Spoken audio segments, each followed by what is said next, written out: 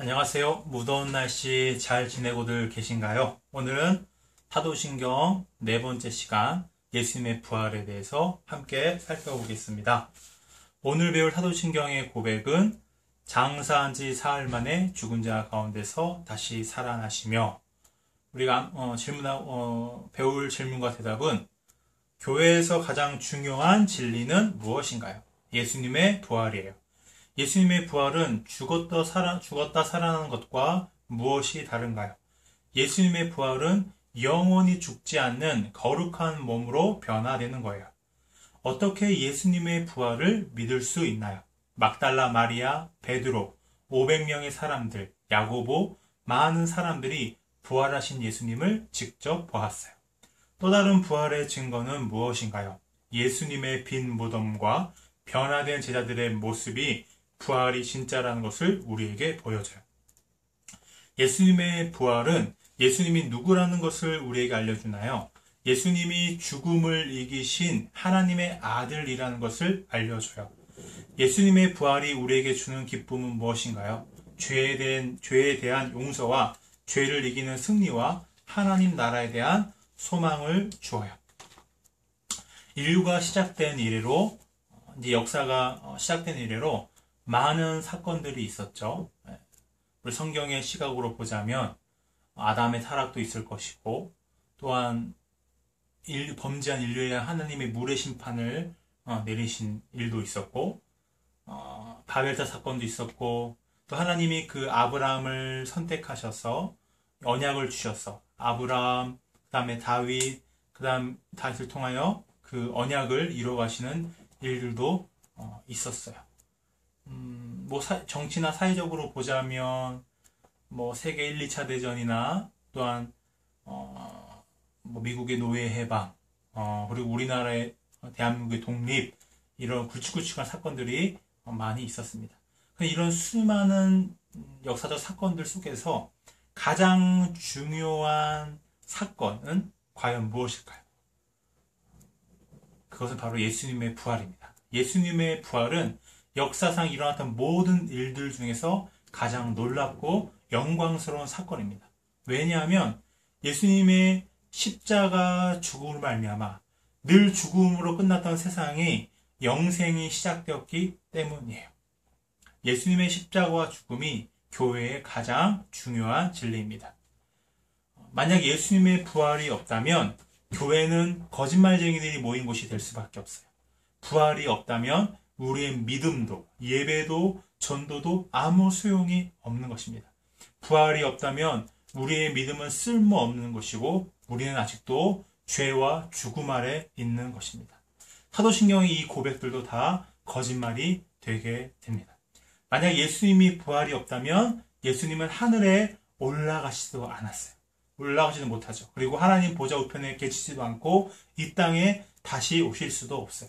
만약 예수님이 부활하시지 못했다면 예수님은 하나님의 아들로 선포될 수가 없습니다.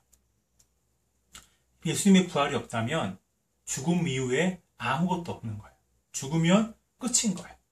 그냥 돈 많이 벌어서 즐기면서 재밌게 살면 되는 거예요. 만약 부활이 없다면 교회는 무너집니다. 교회가 예수 그리스도의 십자가 죽으심과 부활이라는 그 진리 위에 세워졌기 때문에 만약 부활이 사실이 아니라면 교회는 그 기반부터 무너질 수밖에 없어요. 예수님의 부활이 거짓이라면 성경도 교회도 거짓말이 됩니다. 근데 반대로 만약 예수님의 부활이 사실이라면 성경의 모든 말씀이 다 진실이 되는 거예요. 예수님이 하나님의 아들이시고 죄인의 구주라는 것이 증명이 되는 것입니다. 그럼 예수님의 부활은 어떤 것일까요? 성경을 보면 구약 성경을 봐도, 신약 성경을 봐도 죽었다가 다시 살아나는 케이스들이 있어요. 시돈 지역의 여자의 그 아들이 죽음을 맞게 됩니다. 근데 엘리야가 하나님께 간절히 간구하자 그 시돈 여자의 그 죽은 아들이 다시 살아나게 되는 일들이 일어나죠. 신약에 보면 예수님이 죽은 사람을 살리신 일이 3번이나 있었어요.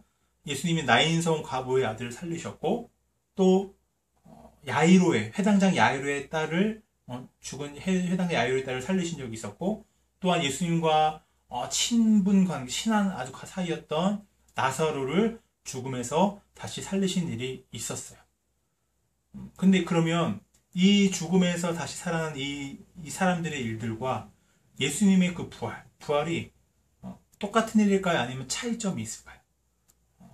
앞에 있었던 성경에서 죽음부터 다시 살아난 사람들 같은 경우는 결국 죽음을 이기지 못했어요. 결국은 다시 나이가 들어서 병이 들어서 또다시 죽음을 맞이할 수밖에 없었어요. 그것은 부활이 아니라 죽음에서의 소생일 뿐이었어요. 그것은 죽음을 이긴 사건이 아니었어요. 그런데 부활하신 예수님은 어떻게 되셨죠? 다시 죽으신 것이 아니라 부활하신 예수님은 영광 중에 하늘로 올라가셨어요. 예수님의 부활은 단순히 죽음에서 다시 소생하는 것이 아니라 완전히 새로운 몸으로 변화되는 것을 말해요. 예수님이 십자가에 달리시기 전에 그 몸과 그다음에 예수님 십자가에 달리신 후에 부활하신 후에 가셨던 몸은 그 질적으로 완전히 차원이 다른 몸이었어요. 예수님이 부활하신 몸은 영원히 사는 거룩한 몸이었어요. 그러니까 애벌레가 번데기 시간을 지나서 완전히 새로운 나비로 변화되는 것처럼 이렇게 부활은 완전히 새로운 몸으로 변화되는 것입니다. 영원히 죽지 않는 새로운 몸으로 변화돼서 다시 살아나는 것을 말해요. 그럼 부활은 가장 중요한 사건인 교회적으로 그다음에 인류 역사적으로 가장 중요한 사건이라고 할 수 있는 이 부활은 과연 믿을 만한 사건일까요? 우리가 어떤 일이 일어났다고 믿으려면 증거가 필요하죠.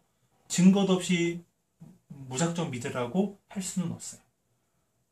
증거란 어떤 증인들이 목격자가 필요할 거고 또한 그에 대한 증거들이 필요할 거예요. 근데 예수님의 부활은 그 예수님의 부활을 목격한 증인들이 신뢰할 만큼 많은 숫자의 증인들이 있었어요.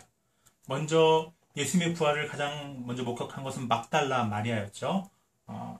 예수님의 시체의 향유를 받으러 가다가 빈 무덤을 발견하고 부활하신 예수님을 제일 처음 만나게 됩니다. 그리고 다른 여인들도 함께 부활하신 예수님을 만나게 되고, 엠마오로 가던 두 제자가 자기와 함께 나누고 성경을 가르쳤던 그분이 부활하신 예수님이라고 깨닫게 되죠. 그 다음에 베드로도 부활하신 예수님을 만나고, 먼저 도마가 없이 10명의 제자들이 부활하신 예수님을 만나고, 그 다음 날에는 도마를 포함한 11명의 제자들이 부활하신 예수님을 만납니다.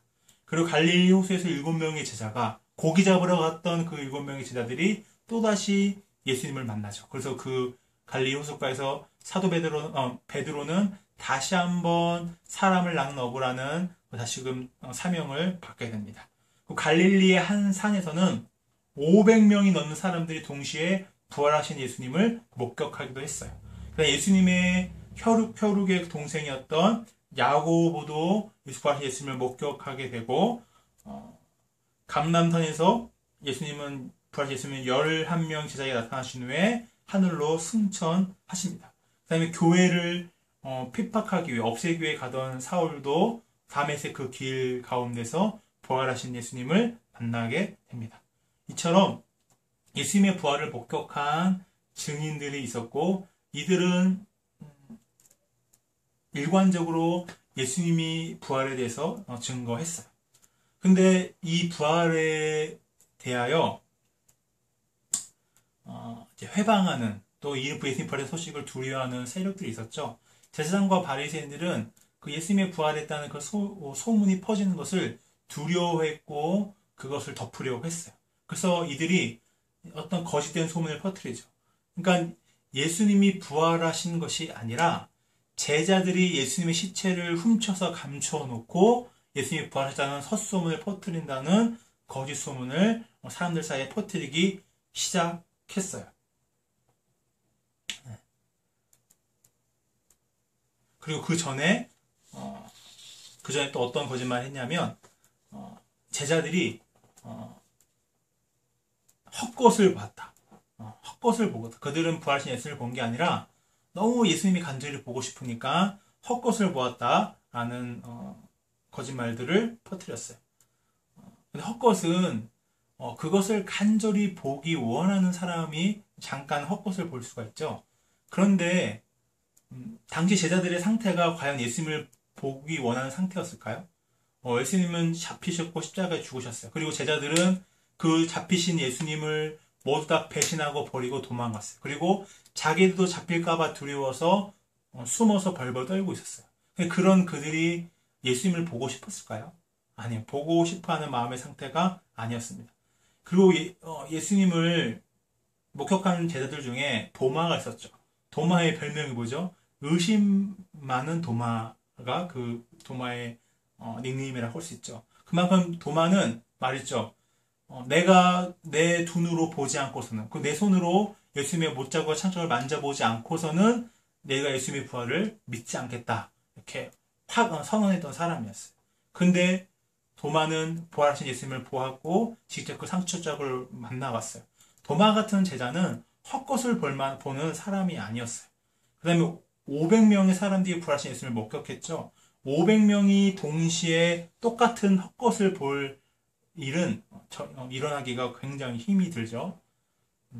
그 다음에 복음서 마지막을 보면 이제 누가복음서를 봐도 마태복음서를 봐도 부활하신 예수님과 이 제자들이 잠깐 헛것을 본 게 아니라 부활하신 예수님과 장시간 대화를 나누기도 하고 예수님을 만져보기도 하고 또 그 예수님과 함께 식사를 하기도 하고 또 예수님이 그 낙담한 제자들에게 다시금 그 사명을 일깨워주며 제자로서의 그 삶으로 파송하는 일들이 일어나죠. 이것은 헛것을 본 게 아니죠.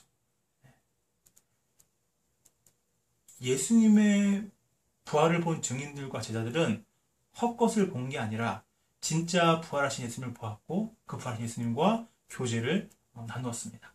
이렇게 목격자들이 있다면 또한 그 부활에 대한 명확한 증거가 필요하겠죠. 그 가장 큰 증거가 예수님의 그 빈 무덤입니다. 예수님의 무덤이 비어 있을 수밖에 없었던 것은 예수님이 부활했기 때문이죠. 예수님의 무덤에서 시체가 사라진 거예요. 그 다음에 얼마 후에 예수님이 부활해서 소문이 유대와 예루살렘과 유대에 이렇게 퍼지기 시작합니다. 그 소문을 유대주가 너무나 싫어했고 또 한편으로는 두려워했어요. 그래서 유대주들은 예수님의 제자들이 예수님의 시체를 훔쳐갔다는 소문을 퍼뜨립니다. 그리고 그들이 예수님이 부활했다는 거짓말을 한다고 이렇게 모함을 했어요. 그런데 과연 예수님의 그 제자들이 무덤에서 예수님의 시체를 훔칠 수 있었을까요? 그 예수님이 묻혀있던 그 무덤은 우리 같은 그 흙을 파서 매장하는 식이 아니라 유대의 무덤은 바위를 파서 그 바위에 시체를 안장하고 그다음에 커다란 바위로 그 무덤을 막는 구조로 되어 있었어요. 그리고 이 유대 지도자들은 또 예수님이 생전에 부활한다는 말씀들을 하셨기 때문에 혹시나 하고 불안해서 그 무덤문 앞을 로마 군인들이 지키고 있었어요. 로마 군인들은 이제 관습적으로 무덤이나 감옥을 지킬 때 16명이 한 조가 되어서 어떤 감옥이나 무덤을 지켰죠. 그래서 이 16명이 교대로 이 무덤을 지켰기 때문에 빈틈은 있을 수가 없어요. 그리고 만약에 이 로마 군인들이 지키고 있는데 만약 어떤 죄수를 놓쳤다거나 어떤 지키고 있는 시체가 사라졌다면 이 로마 군인은 엄중한 책임을 감당해야 했어요. 그들이 어떤 감옥에 갇히거나 최소한 그들의 생명으로 그 책임을 물어야 했어요. 그래서 로마 군인들은 철저하게 무덤을 지킬 수밖에 없었습니다. 그럼 만약 정말 제자들이 예수님의 시체를 훔친 거라면 그때 권력갖고 유대 지도자들은 가장 먼저 누구를 조사했을까요? 예수님의 제자들을 조사했겠죠. 그리고 그들이 훔쳐간 그 예수님의 시체를 찾아냈을 것입니다. 그런데 복음서를 봐도 그런 사건은 기록되어 있지 않아요. 그리고 만약 시체가 사라진 무덤을 보면 그 예수님 누워있던 그 침대라고 할까요? 그 위에 세마포와 예수님 몸을 감싸고 세마포와 수건이 가지런히 놓여 있었다는 것을 요한복음 묘사하고 있어요. 만약에 제자들이 예수님의 시체를 훔쳤다면 그 세마포와 수건까지도 함께 가져갔을 것입니다. 그리고 이 제자들에게는 알리바이가 있었어요. 부활절 아침 예수님의 시체가 사라진 그날 제자들은 어디에 있었죠? 가장 핵심적인 제자라고 할 수 있는 제자들을 충동하여 예수님의 시체를 훔칠 만한 핵심 제자라고 할 수 있는 베드로와 요한은 어디 있었을까요? 그 베드로와 요한만 예루살렘에 있었고 나머지 제자들은 다 예루살렘 밖으로 도망간 상태였어요. 베드로는 주님을 배신하고 한큼 부끄러운 마음에 숨어 있었고 요한은 예수님이 십자가에 달려 죽으실 때 그 예수님의 어머니 마리아를 요한에게 돌봐달라고 부탁하셨어요. 그래서 요한은 그 지금 아들 예수님의 죽음으로 충격에 빠져 있는 그 마리아를 돌보고 있는 상황이었어요. 그래서 예수님의 시체를 훔칠 만한 제자들이 전혀 없었어요. 그리고 이 제자들이 그 로마 군인들을 물리치고 시체를 훔쳐낸다는 것은 불가능에 가까운 일이었어요.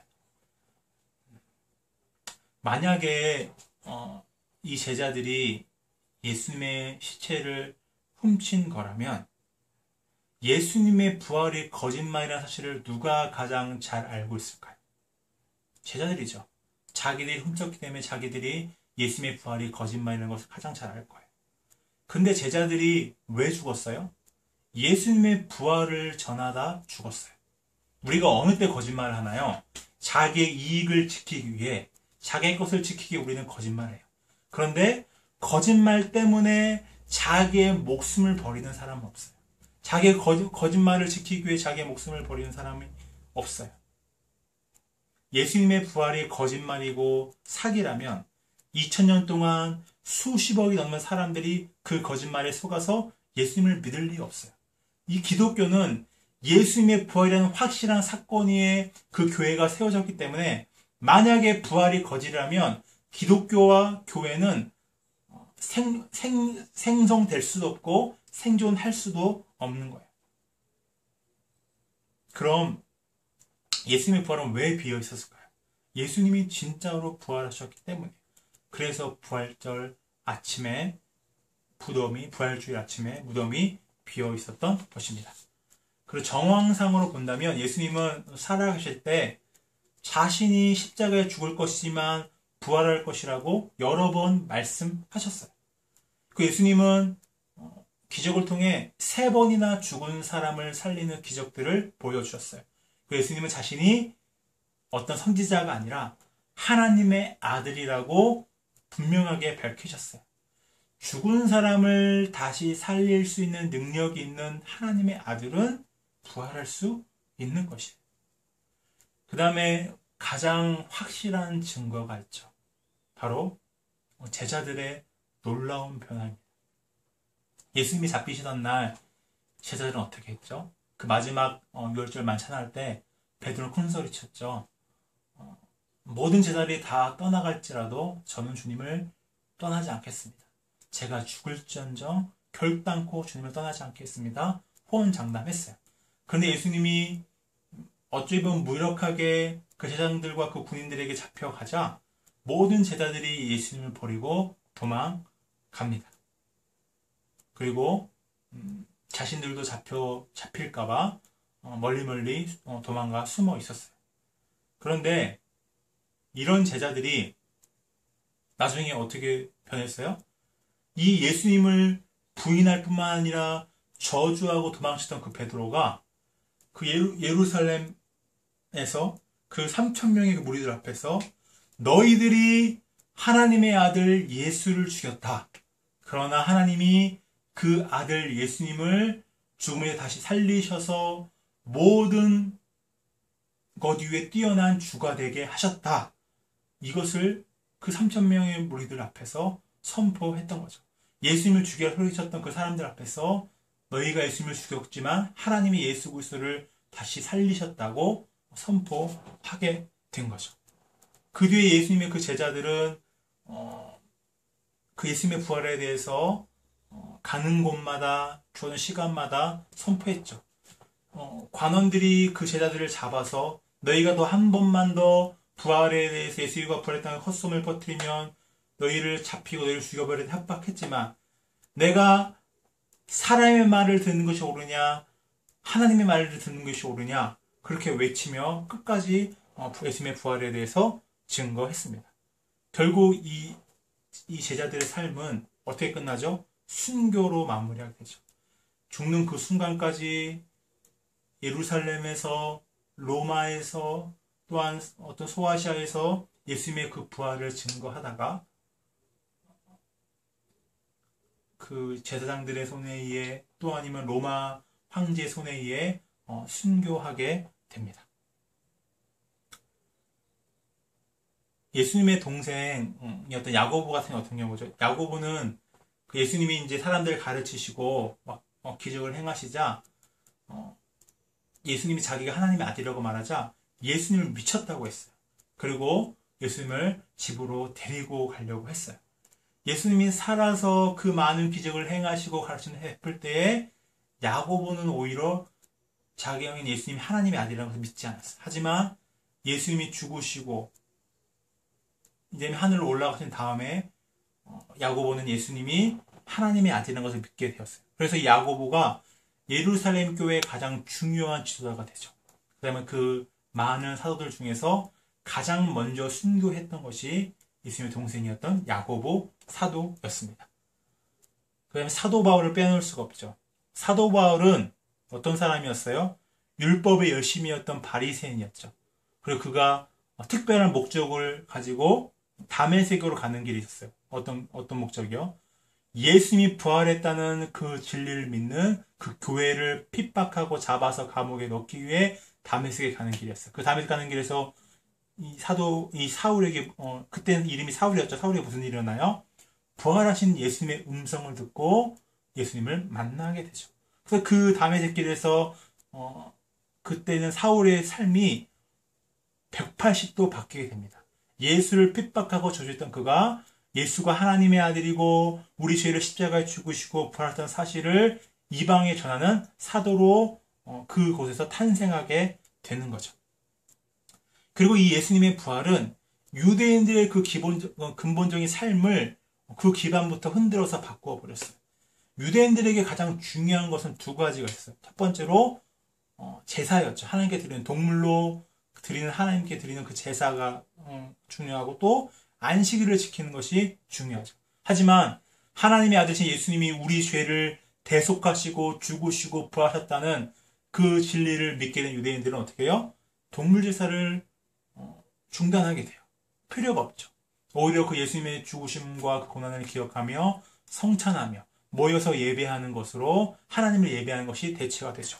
그 다음에 원래 유대인들의 안식은 무슨 요일이에요? 토요일이었어요. 그 토요일이 일단 안식일이 어떻게 해요? 주일로 바뀌게 되죠. 왜요? 예수님이 그 주일날 아침에 부활하셨기 때문에 그들의 중심이 토요일 안식일에서 부활의 그 안식일 개념으로 바뀌게 되는 거죠. 그러니까 이 유대인들의 삶이 예수님의 부활을 중심으로 변화가 되어지게 돼요. 그 다음에 교회는 예수님의 부활을 제자들이 예수님의 십자가 죽으심과 부활을 전하는 곳마다 뭐가 세워져요? 주님의 그 교회가 세워져요. 예수님의 십자가 죽으심과 그 부활이라는 진리 위에 그 예수님의 교회가 세워지게 됩니다.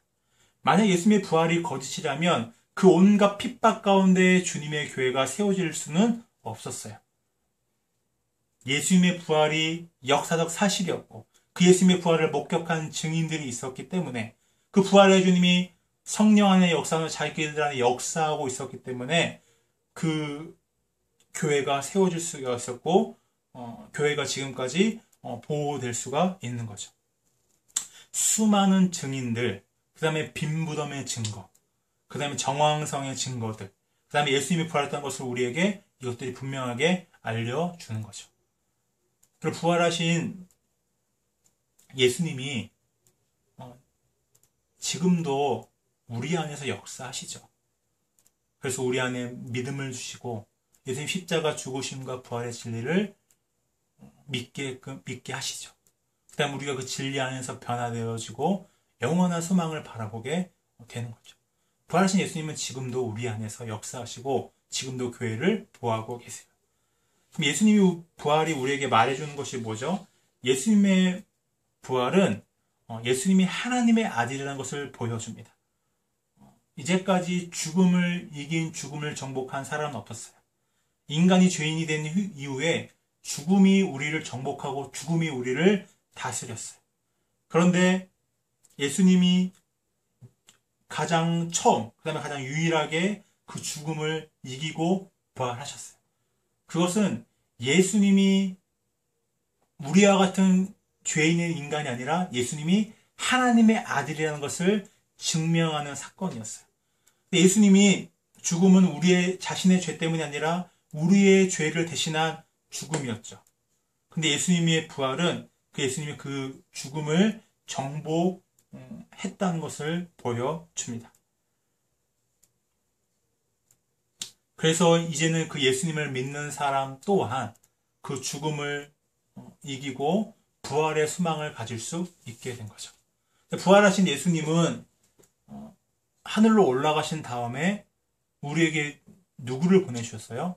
약속하신 성령을 보내주십니다. 그래서 그 성령이 임한 후에 우리가 제자들이 죄를 회개하고 예수님을 하나님의 아들로 온전히 믿고 영접하고 그 예수 그리스도를 증거하게 되죠. 이 성령은 지금도 우리와 우리 교회 가운데 역사하시죠. 우리에게 믿음을 주시는 분은 성령님이십니다. 이 성경의 진리를 깨닫고 예수 그리스도를 나의 구주와 주님으로 영접하게 하시는 분은 성령의 역사 가운데 그 일들이 이루어지게 되는 것이죠. 예수님의 부활하신 예수님은 하늘로 올라가셨어요. 부활하신 예수님은 지금도 하나님 보좌 우편에 앉아 계셔서 그 성도들을 다스리고 그 성도들을 위해 기도하시고 중보하십니다. 예수님의 부활은 곧 예수님이 약속대로 우리의 이 땅과 다시 오실 것을 말해 줍니다. 부활하신 예수님은 다시 오실 것을 약속하셨고 예수님이 다시 오실 때 이 모든 세상을 심판하시죠. 예수님의 적들은 영원히 멸망되어지고 영원한 하나님의 나라가 세워지죠. 근데 그 영원한 하나님의 나라에서 예수 그리스도를 믿는 주의 성도들은 부활하신 예수님의 몸처럼 부활한 몸을 가지고 그 영원한 하나님의 나라에서 살게 되는 거죠. 예수님의 다시 오심, 심판, 영원한 하나님 나라의 시작은 바로 예수님의 부활로 시작이 됩니다. 예수님의 부활이 우리에게 주는 유익이 있죠. 예수님의 부활은 우리의 죄가 모두 완전히 용서받았다는 것을 보여주는, 증명하는 영수증이라고 할 수 있어요. 우리 죄를 위해 예수님이 십자가에서 죽으신 예수님이 부활하신 것은 우리 죄가 모두 용서받았다는 증거입니다. 과거, 현재, 그 미래에 지을 모든 죄값으로 인한 그 지옥 형벌이 다시는 우리에게 내려지지 않을 것을 우리에게 확신하게 하는 거죠. 예수님의 부활은 우리가 죄에서 해방되었음을 말해 줍니다. 이제는 더 이상 죄에서 종로로 살 필요가 없는 거죠. 하나님의 종으로 거룩한 삶을 살게 됩니다. 이것은 내 노력이 아니라 예수님의 부활로 인해, 그것을 믿는 믿음으로 인해, 내 안에 역사하신 성령으로 인해 그 일들이 시작이 되는 거죠. 예수님의 부활은 우리 삶에 진정한 소망을 주는 사건입니다. 예수님의 부활은 육체의 죽음이 우리의 인생의 끝이 아니라는 것을 보여주죠. 죽음 이후에 더 영원한 삶이 있다는 것을 보여주는 거죠. 예수님의 부활은 우리 부활의 첫 열매가 되셨어요. 그러니까 예수님이 영원한 생명으로 들어가는 문을 열어 주신 것이죠. 우리는 그 예수님을 믿음으로 그 영원한 문으로 걸어 들어가 영원한 생명을 누릴 수 있게 된 것입니다. 그러니까 예수님을 믿는 사람은 그 예수님의 공로로 말미암아 그 부활의 문으로, 영원한 생명의 문으로 들어갈 수 있는 것이죠. 우리가 예수님 십자가를 묵상하고 그 예수님의 부활을 묵상할 때 우리는 두려움이 사라지죠. 왜 사람들이 돈에 집착할까요? 왜 우리들이 내 이름이 조금이라도 높아지고 내 이름을 남기는 것에 집착하고 애를 쓰게 될까요? 죽음이 두렵기 때문입니다. 내가 이 생에서 살아날 수 있을 거라는 확신이었기 때문에 돈을 의지하고 돈을 집착하는 것이죠. 그 다음에 내가 조금이라도 다른 사람보다 내 이름이 높아져야 내가 생존할 수 있기에 내 이름을 높이기 위해, 그 다음에 다른 사람을 밟고서 내 이름을 높이기 위해 애를 쓰는 것이죠. 하지만 예수님의 그 부활을 믿음으로 나에게 영원한 삶이 주어졌다는 것을 실제로 믿는 사람은 죽음이 두렵지 않죠. 죽음의 지배를 받지가 않습니다. 그 죽음 이후에 영원한 삶이 나에게 보장되었다는 것을 확신하게 되는 거죠. 이 땅에서 나의 욕심을 위해 내 이 작은 이 보잘것없는 이름을 세우기 위해 어떤 허망한 돈을 더 갖기 위해 그런 애를 쓰는 삶을 사는 것이 아니라 이 땅에 누구를 위해 살아가게 되죠? 예수 그리스도를 위해 살아가게 됩니다. 나를 높이기 위해 살아가는 것이 아니라 예수 그리스도를 높이고 그 하나님의 뜻이 이루어지기인데 자기의 삶을 드리게 되는 거죠. 나를 부인하고 내게